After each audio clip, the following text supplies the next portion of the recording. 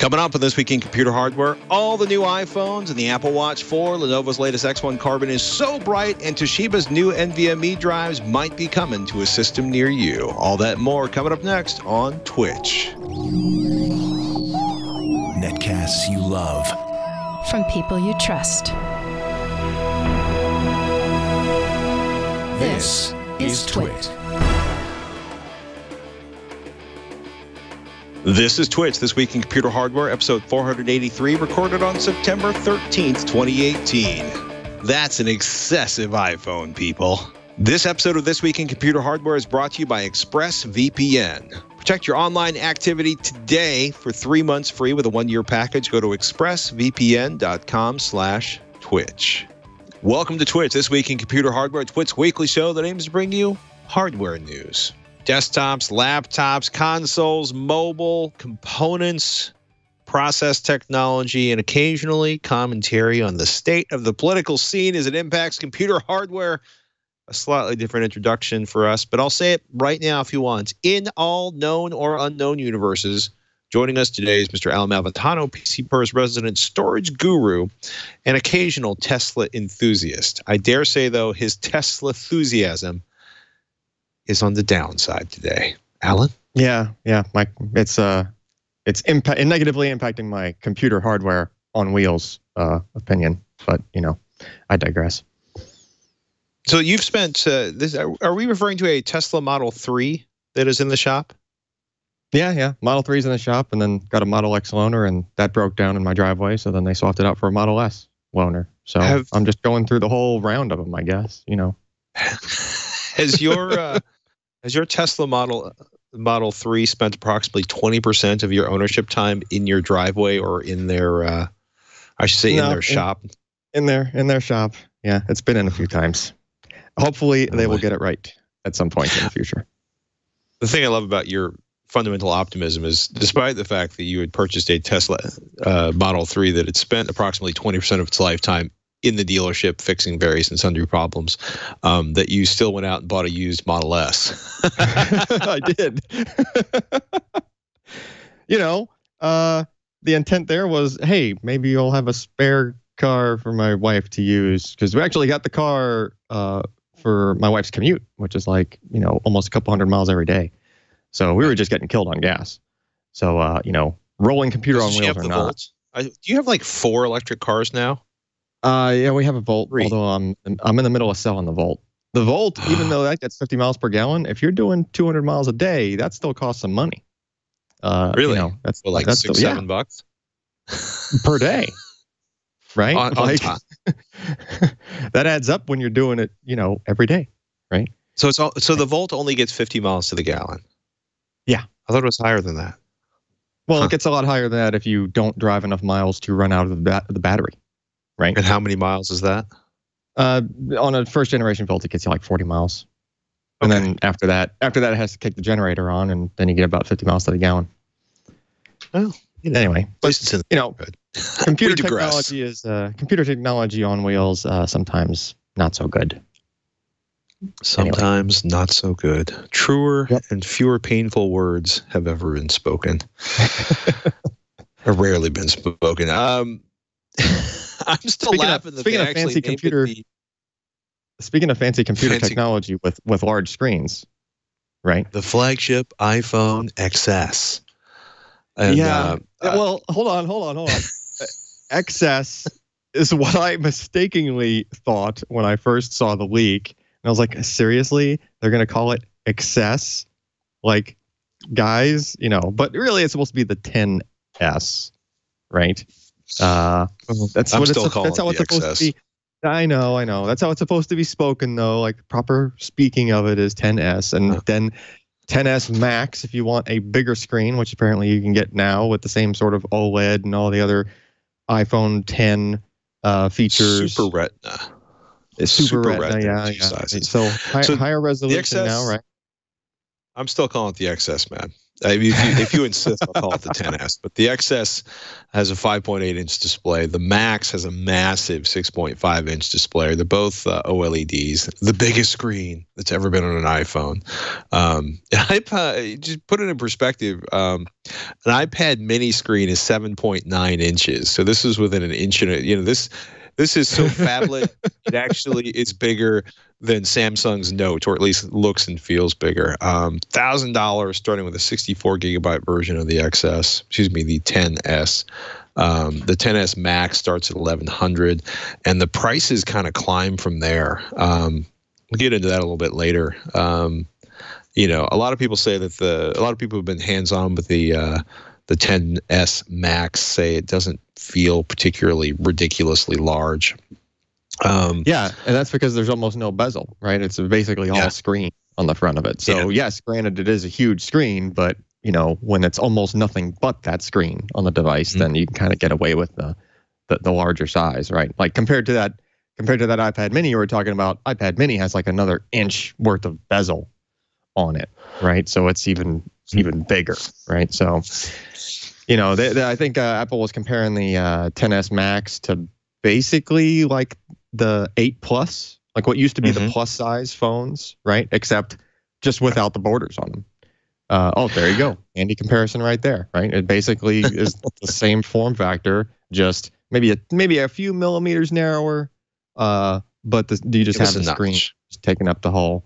Yeah, and the notch, of course, is on the top, which I'm still not sure how I feel about.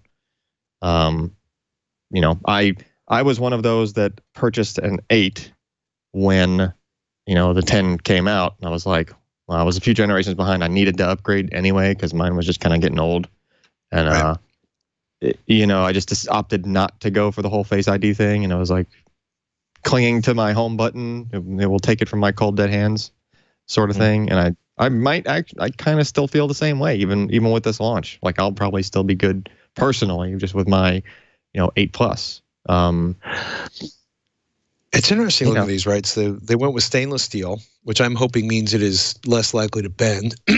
Yeah. They still have a camera bump on the back, glass back, wireless charging. They're really proud of their PVD color process. I love reading off of Apple's website. Gold and space gray finishes using an advanced physical vapor deposition process on the stainless steel bands for colors and reflectivity that beautifully complement the glass. Tell us how pretty we are.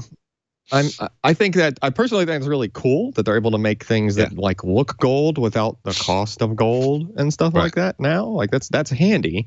But I mean, I have vapor deposition on my glasses in order to make them, anti-reflective coating and whatnot. Yeah. That stuff rubs off eventually. Like, is it going to be the same deal on the stainless? You're holding it wrong, Alan. You're holding it wrong. I was cleaning them wrong. You're supposed to hold it with 2 fingers while wearing a glove. So I just kind of wonder. I hope that holds up, and you don't end up eventually with a bunch of people with partially gold and partially just stainless phones, like with parts worn off, right? But looks cool. A12 Bionic chipset, a little bit faster than the previous Apple CPU, another step on their future to maybe smurshing the Apple processor lineup into their laptops. 7 nanometer. Kind of interesting. Don't forget that, right? 7 nanometer process on the processor. That Intel, which is right. I mean, think about how many of these things they're going to crank out too, and they're doing it on 7 nanometer. That's kind of impressive in itself. I mean, these days you're selling more phones by volume than you're selling computer CPUs by far, right? Right. So that's interesting. What was your take on? Did you catch like the 5 to 10 minute kind of pause that they took during their normal thing to go into the whole environmental aspect of things? Did you catch that part? Not particularly. I mean, it was. I was. They basically went into this whole thing like, hey, all of our tin now is going to be recycled. So from recycled sources as opposed to raw sources. And they even went down the road of, hey, we're trying to make our things last longer so you don't have to change them as often, which seemed odd at a launch announcement for a new phone. I think they're partially. I mean, I feel part of there's a big sustainability thing going on, as there should be, and there's also there's certainly some loud noises about fears of availability of certain minerals and certain materials moving forward. Given the kind of cost you're looking at for these, I'm not entirely surprised that they're pushing sustainability.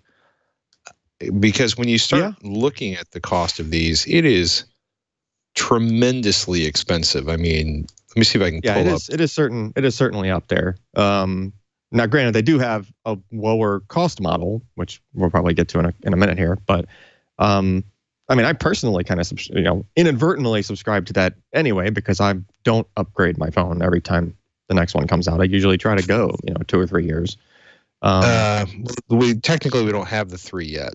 And the 3 prices we've seen are based on a chunk of phones that fell off the back of a truck in the Ukraine somewhere. But the Pixel 2 XL starts at $850, and it's I was looking at the pricing earlier, and it's crazy because they've kept so many of the older devices in the lineup. Starts the iPhone 7.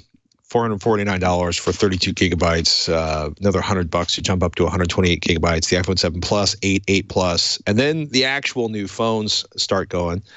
Technically, the SE is still in there somewhere, except you're not actually able to buy it off the Apple website anymore, but it'll be available on third-party resellers, which I thought was curious. They've kind of disowned the SE, which will break my wife's heart because she loves that phone. But apparently that was not an experiment that Apple felt like continuing with, or possibly they've just decided that the new watch is so large it's practically the size of the SE, and that solves the problem.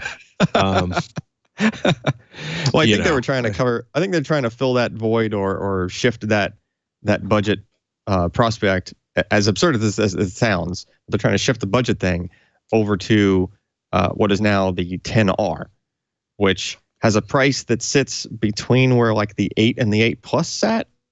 And not only is the price between those two, but the size is actually between those two. But size you still of the get screen, an A12 Bionic chip. Yeah, you're still getting all the other newer features. Right. You don't get the second camera, but the first camera is the better, newer camera, just a wide angle only with no zoom. With no separate zoom separate zoom camera. You can still zoom the photo, obviously, like you normally could. But that's an interesting proposition because it's like the only real thing you seem to lose is it's not OLED. It's an LCD. All the other stuff still seems to be there. Same notch, same Face ID, same all that other stuff seems to carry over.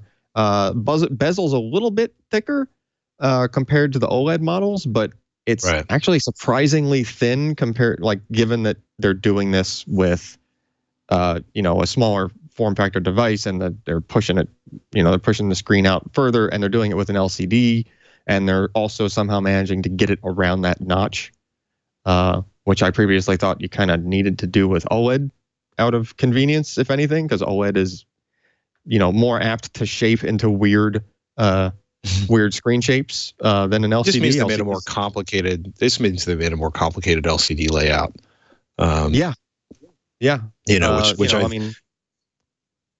LCDs usually like to be square, right? I said this on the podcast yesterday. If you get a Nest thermostat, it has what looks like a circular screen on a Nest thermostat, right? But inside there is a square screen.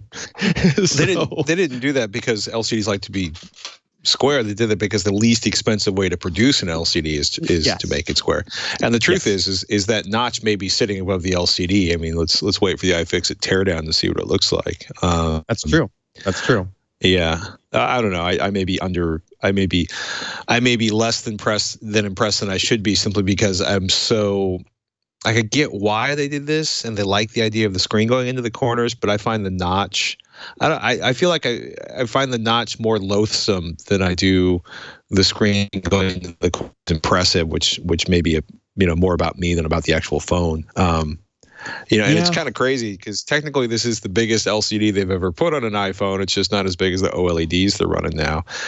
Color actually is supposed to be amazing on this. And looking at it side by side, when you look at it, the iPhone XR next to the 8 Plus, it is nice to see all of those shiny colors go into the corners. I've got some friends that are kind of up and down on the idea of the home button going away. Real mixed feelings about that. I also laugh that every time they mention the A12 Bionic, it's about the neural engine for amazing augmented reality experiences. Although depth control on the portraits seems a little bit more practical for that. I also kind of feel it's disingenuous, whether it's Android or any Android device or an Apple device, talking about how finally you're going to have speed when these processors, for the vast majority of what people are doing on phones, are vastly more powerful than any of the phone apps, because the phone apps have to run on significantly less powerful applications. Two performance cores, like up to 15% faster than the A11 Bionic. What I thought was really interesting is they're claiming the efficiency cores, the 4 efficiency cores, are using up to 50% lower power than the A11 Bionic.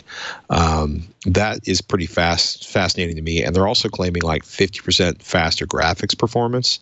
That's really curious. Like, that's curious to me. And I also feel like is in some ways, as kind of over the top as the neural engine sounds, I am really kind of curious to see how it evolves and how developers use it over time, right? They're basically saying the neural engine recognize pattern, make predictions, learn from experience, and that it will, I don't know, the neural engine stuff is like a chicken and the egg sort of problem. Yeah. Which is where, it'll quickly it used to find be, all your pictures of dogs. I'm just sure. But it's like, that's you have literally to have an Apple quote. I agree. Yeah, but you have to have enough saturation of those products with those neural engines in the market to kind of get the developers to get on board and put more effort into developing for, actually take advantage of it. So maybe that's another reason why the 10R has that same, neural engine inside of it. And hopefully you get the people that got the quote unquote budget version of the phone, because they don't want to spend $1,000 or higher on the other 2 versions of the 10. They'll still have those other features, and hopefully they'll take more advantage of that stuff, since it's just in more things, right? Part of what's crazy is the iPhone XR is now considered the budget iPhone. That's starting at $750 for 64 gigabytes, $799 for 128 gigabytes, $899 for 256 gigabytes. As I think we mentioned earlier, the XS starts at $1,000 for 64 gigabytes, tops out at $1,349 for 512 gigabytes, and then the Max starts out at $1,100 and tops out at $1,449 with 512 gigabytes. I covet a phone with 512 gigabytes of storage. You will pay for it severely, and it's not that out of line, because we were looking at SD cards, because I don't think I think it was like Shannon and I were talking about tech things. She didn't realize that there were 400 gigabyte. Like the new Moto Z3 is rated to support up to a 2 terabyte SD card, micro SD card. And I always laugh because, okay, it's great that the controller can actually read a card that big, but no cards remotely near that size exist. Sure. But it's what I didn't realize is there's finally like a PNY. Like, I knew about SanDisk having 400 gigabytes micro SD cards. And where did it go? There it is. PNY's got a I want to say a U1 card. Is it like a 512? 512 gigabyte micro SD card. Which is $349. And then a SanDisk Ultra is selling for SDXC UHS-1 card. That's selling for $150. And if you can actually find one, the Extreme, the ones that go up to, the U3s that go up to 160 megabytes per second, are selling for about $250. So, yeah. So I mean, when you do get up to that that notch to jump to 512 gig, you're actually getting a decent amount of storage for for the money there, given that it's not just like a micro SD card that's doing it with a really tiny size. Now, granted, the iPhone has a little bit more room to work with. It has basically like one flash memory package on the board, and they can stack dies within that package. Probably, I'm not sure how high they go, but to hit 512 gig with current generation TLC flash, which no doubt this has in it, you can actually get 512 gig in one package, like 4 dies high. So, it's not hard to do. But yes, you are paying for just raw materials there, right? You're paying for flash memory storage, which is kind of pricey still, regardless of if it's in a phone or in an SSD. So, what'd you think of the Watch 4? Because so they added these. There are some features they added which I think they were coy, and they didn't say if they're going to work on the older versions or not. But if your heart rate is too low, they're actually going to start warning you now, as opposed to if your heart rate is abnormally high, right? So there's other warnings that probably will just work on the older models, but they weren't specifically saying you only get this with the Apple Watch 4, right? One thing you definitely will only get with the new one is the electrocardiograph thing, which I think is novel and a cool idea, and that they're even pursuing. I don't think it's done yet, but they're going to have FDA certification or whatever. They've met all of the things for this to actually be a certified device that can take a reliable ECG, which I think is cool, especially if you're a kind of person that needs to actually be recording that stuff and trying to get it to your dock for any particular reason. Very handy to have,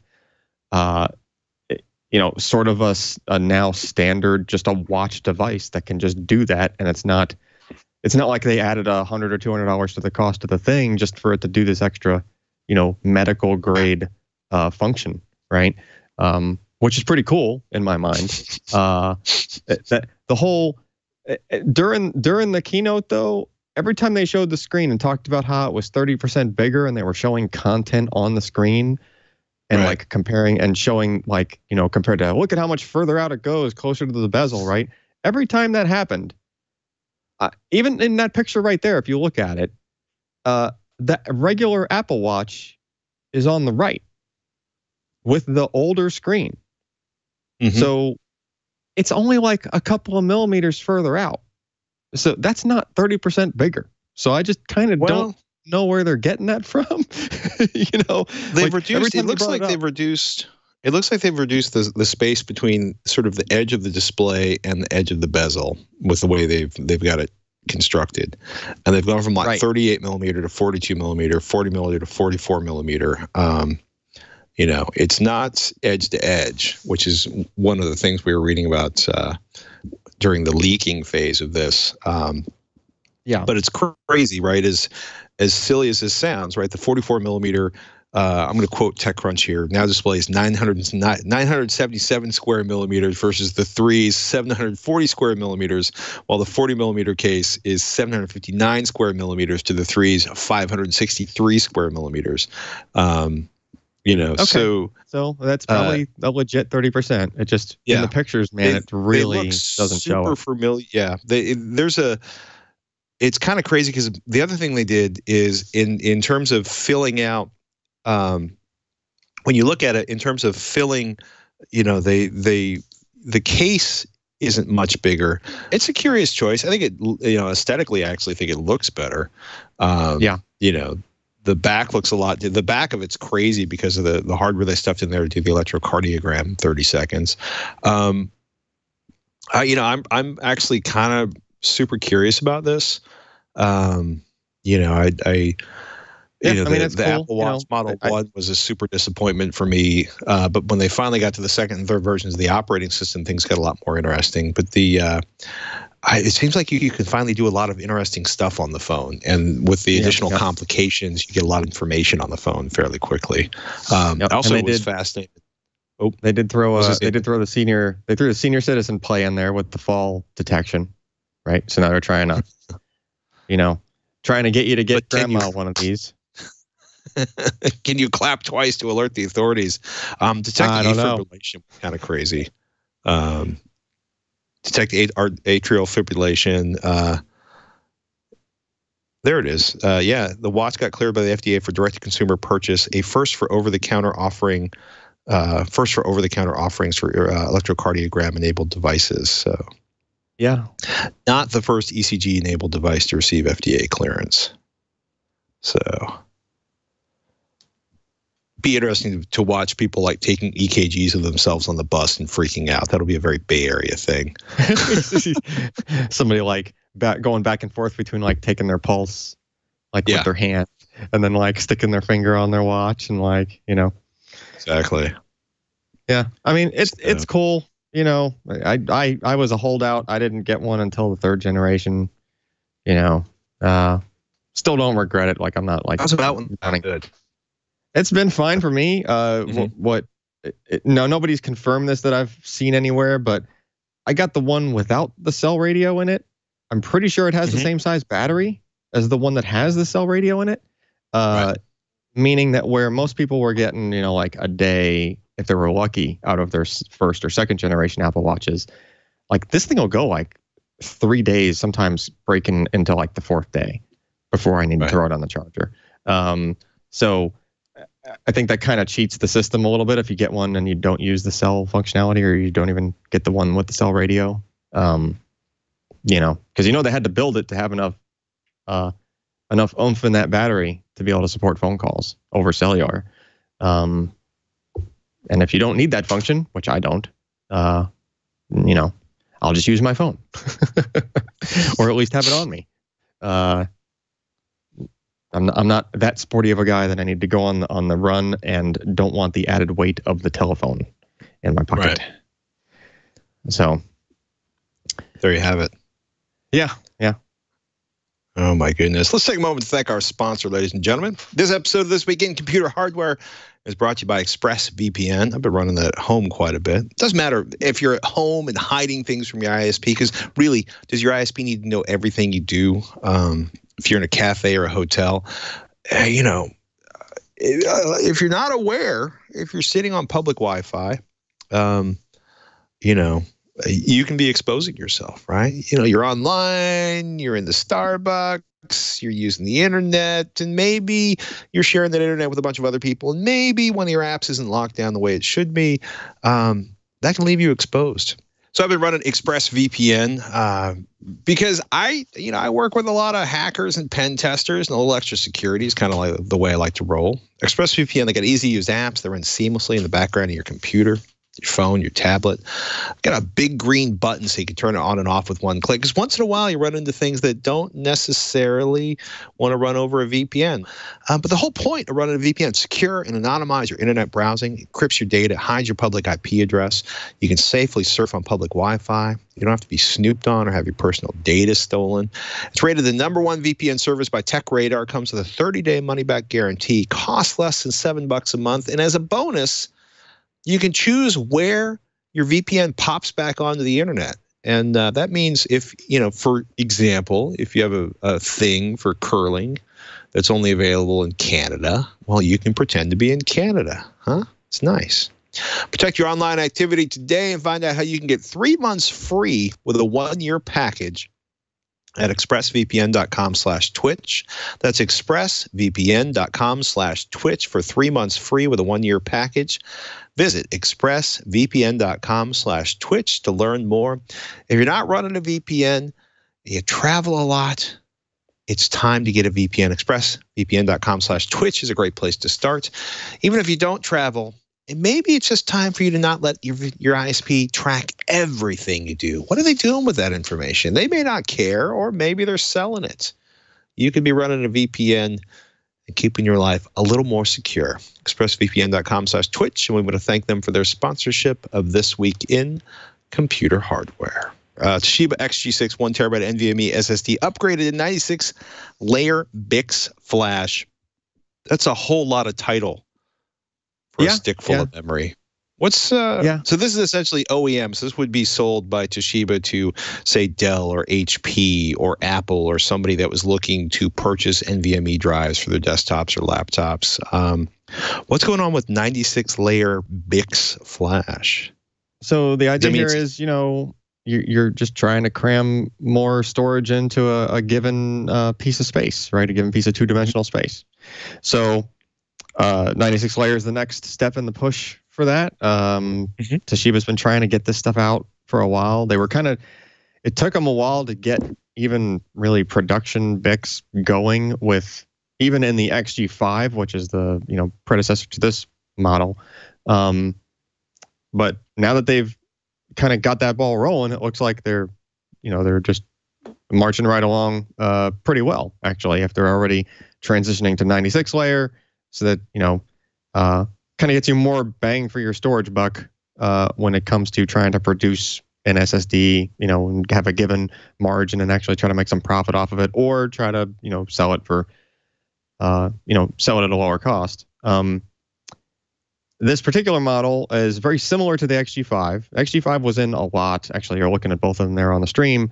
XG5 versus XG6 looks like basically the same SSD. The only difference there to speak of is that there is just now 96-layer flash in there instead of the previous 64-layer flash. So XG5 showed up in a lot of things. Like, it was in a bunch of Microsoft tablets. There's a good chance you probably have a Toshiba OEM SSD in a laptop if you bought one in the past year or two. They really pushed their OEM side pretty hard, and it's been working out for them. They've been moving a lot of product. The thing that's optimistic on my side for the XG6 is that not only did they upgrade to this more storage on a given die flash memory, the performance of this product is actually pretty darn good when you put it in terms of comparing it to other retail SSDs that you might buy. So really, as far as random performance goes, it's up there. It's not quite to like your 970 Evo, which is typically like the chart topper for a NAND product. It's not up to that level, but it's definitely up with the rest of the pack. If you scroll down a couple of charts and you go to that mixed test, you can see the progression in the top 3 entries on that chart, which is where you go from the Revo Drive 400, which was also a Toshiba product. OCZ got acquired by Toshiba, so they're not called OCZ SSDs anymore. Now they're all under the Toshiba brand. But you go RD400 to XG5 to XG6. It's almost a linear progression. So like every time they've gone to the next generation of their product, they've taken another step at, faster on performance. And that's been working out pretty well for them. Now they're to the point where they're getting right up there with, even beating other products that were retail upgrade products, right? Maybe not all of them, but definitely doing pretty good. Even if you consider it in the middle of the pack, that's still pretty good for an OEM SSD, right? Like, in the past, the stigma that you typically see with OEM SSDs is like, oh, what's that crappy SSD that you're going to get in this laptop, right? So it's nice to see the possibility, of you combine Toshiba being very popular as an OEM part with now this newest model of the Toshiba OEM part is actually pretty dang competitive. So, less to complain about in your next laptop purchase. Basically. And that's, now remember, it's still a dice roll. You don't know for sure which SSD you're going to get. But if you give it a few months after the laptop launches and you do some Googling around and you see if someone's done any kind of teardown on it, if the teardown has, something like an XG5 or an XG6 in there, chances are if you bought that same thing, it's probably going to come with that same part in there. OEMs have been known to kind of bounce around OEM SSDs, like which source they use, but the ones that I've seen that have used Toshiba specifically tend to just have only Toshiba in whatever that thing is, and they, there's not much reason to move around because Toshiba seems pretty competitive on their pricing to those resellers. So, the other part of the reason I wanted to publish a review on this guy, even though it's not something that you can purchase, right? We usually try to review things you can actually buy, is that the XG6, Toshiba has told me, might very well end up also becoming a retail part. So they'll probably put some other name on it. It might not be called XG6, but basically that same product there's a good possibility of it coming to the retail sector, which is also good, right? And Toshiba's hasn't had a nice competitive part in a while now. They've kind of had, they've had their downs. Let's just put it that way. There's been a lot of prior SSDs out of them that either they came too late, like they came a year or two, the performance would have been great a year or two ago, but now it's, superseded by everybody else, that sort of thing. So it's basically they're caught up now is the good news, which is good news for everybody because, just make things more competitive overall. And hopefully it'll just up the bar in OEM SSDs in laptops in general, because now if you see, brand X and Y has these Toshiba parts in their laptops and their storage performance is great, hopefully all the other guys are going to get on board, or at least be more critical on which OEM parts they're choosing to put in their machines, and just kind of raise the bar storage performance wise for everyone else, hopefully. And just get that many more people off of eMMC flash drives inside laptops, which is just, not great to put in a laptop. Not great. Oh my goodness. Not great. I've been Switch Mid podcast. What I thought was a laptop issue turns out to be apparently an issue with my ISP.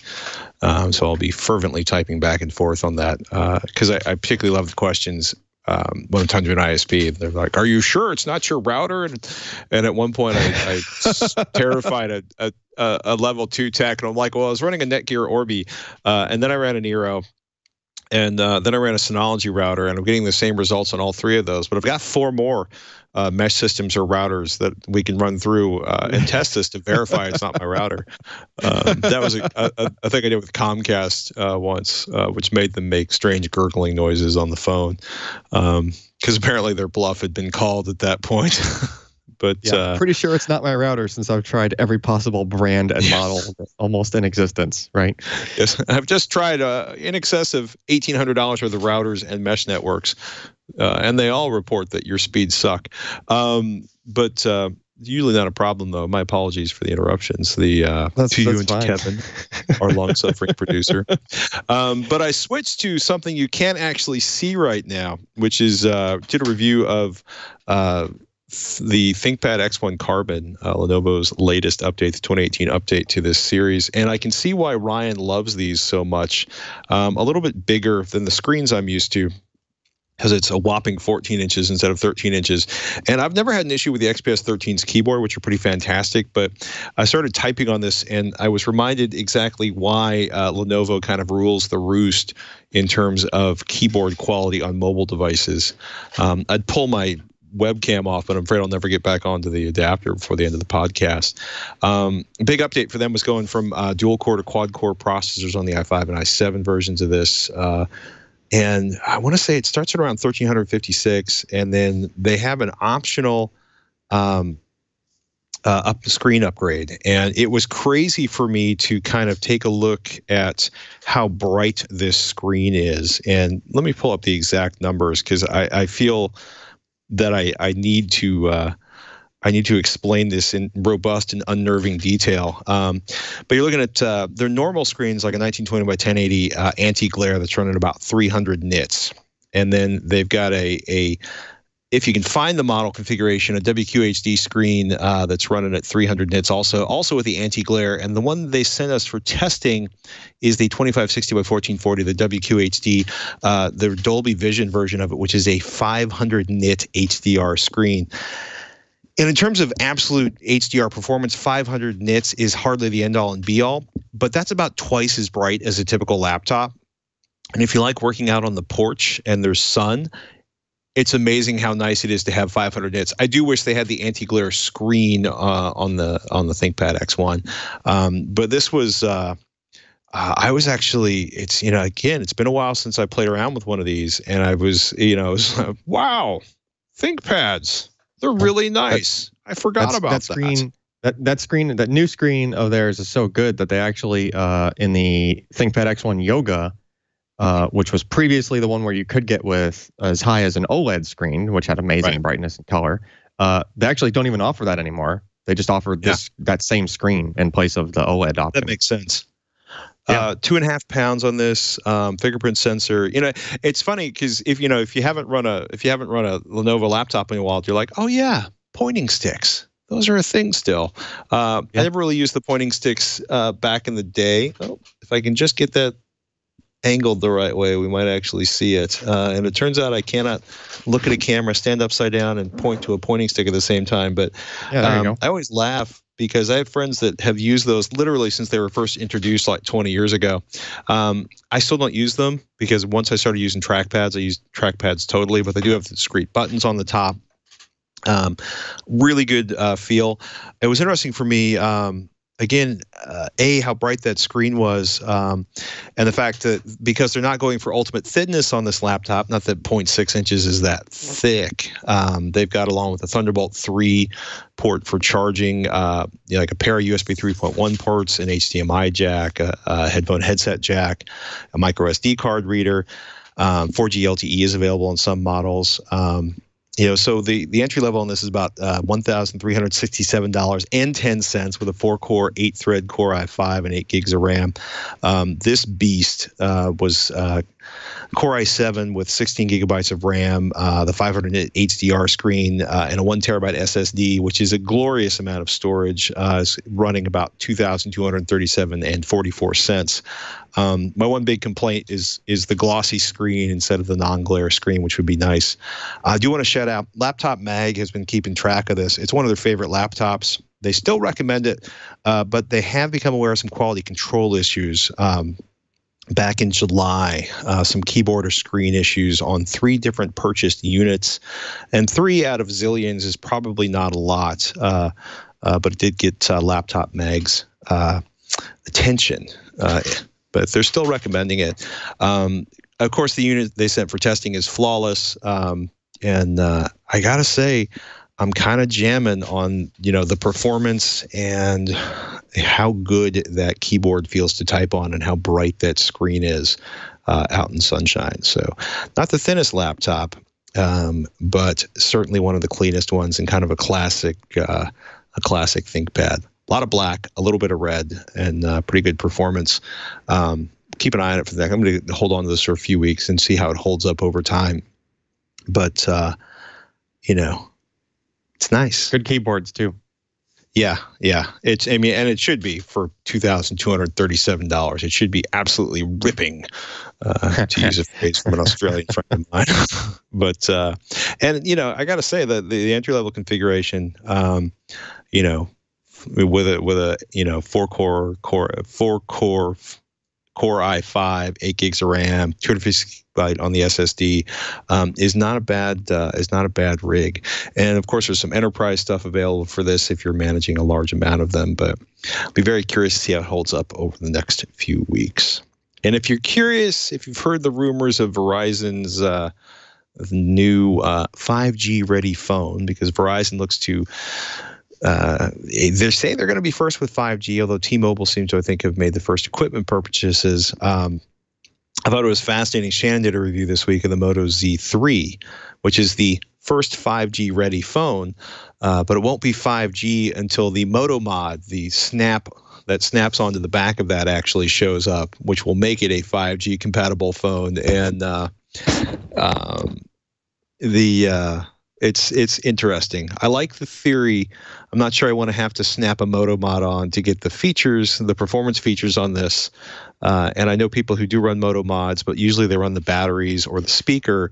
And of course, to do 5G with the Z3, they'll have to snap off their favorite Moto Mod and snap on the 5G Moto Mod, unless of course the 5G is their favorite Moto Mod. But 5G is coming. I feel like we are going to be buried with 5G announcements at CES, if not a lot of actual hardware. So we shall see, sir. Anything else going on at PC Per you want to tease us about, or shout out about on the show? Just testing more stuff. Got a few more Thunderbolt external portable SSDs in. My digital discounts put out a new model, so I'm testing those. Still have the chicken and the egg problem there, because if you try to use them on a desktop might not actually have Thunderbolt like for data. It might actually just be a USB-C that only does USB 3.1. So there's kind of that, but it's just good to see more of these things coming out, so that hopefully maybe just some desktop boards will start coming without the need for an add-on adapter card to give you Thunderbolt out the back of your desktop, right? Ken's working on some stuff. We got NVIDIA stuff coming, right? Everybody knows the NVIDIA stuff's coming, so we're looking at that stuff, seeing how it does. Should be like a week, right? Yeah, I think it's about a week. Just look out for like the onslaught of new GPU stuff, right? It's been a while.